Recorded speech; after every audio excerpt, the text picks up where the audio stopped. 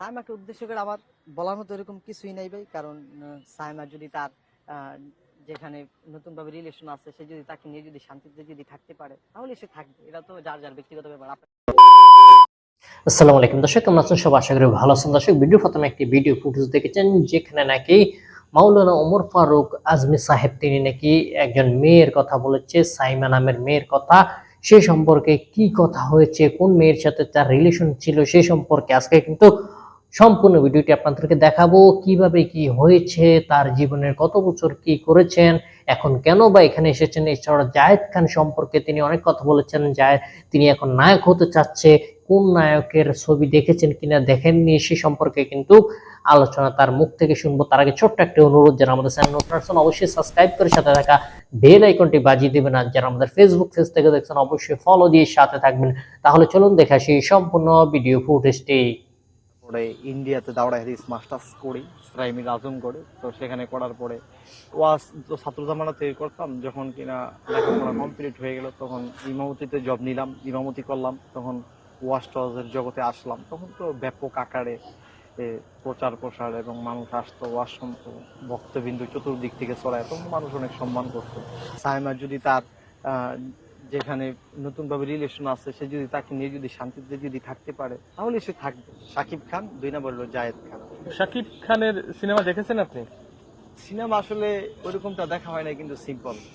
আর জায়েদ খানের সাথে এরকম সিনেমা দেখি নাই, কিন্তু তার ডিগবাজি দেখেছি, এবং ডিগবাজিটা অলরেডি আমি এটা পারিও ভালো। এই নিয়তে ভালো ভালো জিনিস বলার আপ্রাণ চেষ্টা করতাম।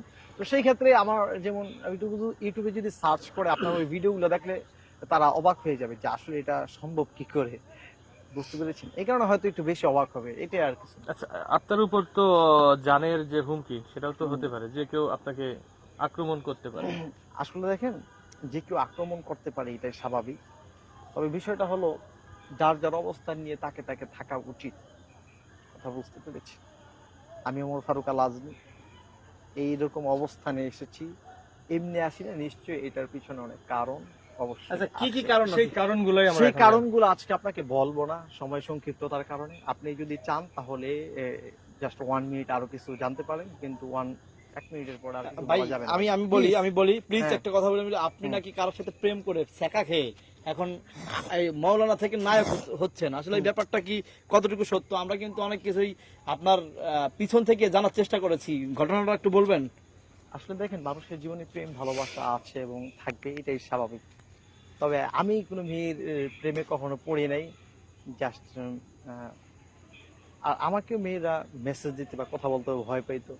যাই হোক, ওই প্রেম প্রীতির বিষয়টা না ভাই, বললে প্রেম প্রীতির বিষয়টা কি আসলে সঠিক কিনা? যেহেতু আপনি একজন মানে অনেক ভালো ভাই, মানের শুনেন, অভিজ্ঞ please, মানুষ, আমি পাশাপাশি অনেক আমি জ্ঞানী আপনাকে- মানুষ। আমি আপনাকে বলি, আপনি একজন সাংবাদিক মানুষ, সম্মানিত মানুষ, আপনাদেরকে সম্মান করা উচিত, কারণ হলো আপনার জাতির বিবেক। কিন্তু বিষয়টা হচ্ছে যে এই প্রেম প্রীতির যে বিষয়টা সেটা মনে করেন মিডিয়াতে আসলে ওপেনলি বলা ওইরকম কিছু না, কারণ এর পার্সোনালিটি বিষয়। না, আপনি নাকি ওই জিদ করে আপনি ওয়াজের ময়দান ছেড়ে আপনি মাওলানা, অর্থাৎ হাজার হাজার মানুষ, লাখ লাখ মানুষ আপনার ওয়াজ শুনে ইসলামের পথে আসছে, ভালো পথে আসছে। আর সেই মানুষটা আজকে আপনি একটা মেয়ের জন্য, সাইমা নাকি নাম, হ্যাঁ, সেই সাইমা নামে মেয়েটার জন্য আজকে আপনি চুল কালার করে মাওলানা থেকে হচ্ছেন চিত্রনায়ক। আচ্ছা, সেই সাইমাকে উদ্দেশ্য করে আপনার কিছু বলার আছে কিনা? সাইমাকে উদ্দেশ্য করে আমার বলার মতো এরকম কিছুই নাই ভাই, কারণ সাইমা যদি তার যেখানে নতুন ভাবে রিলেশন আছে সে যদি তাকে নিয়ে যদি শান্তিতে যদি থাকতে পারে তাহলে সে থাকবে, এটা তো যার যার ব্যক্তিগত ব্যাপার।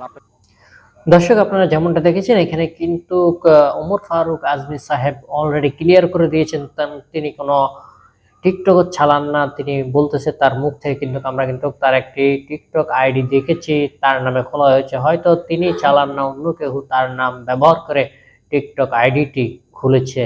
কিন্তু আপনারা জানেন যে তিনি এখন নায়ক হতে চাচ্ছে, জায়েদ খান।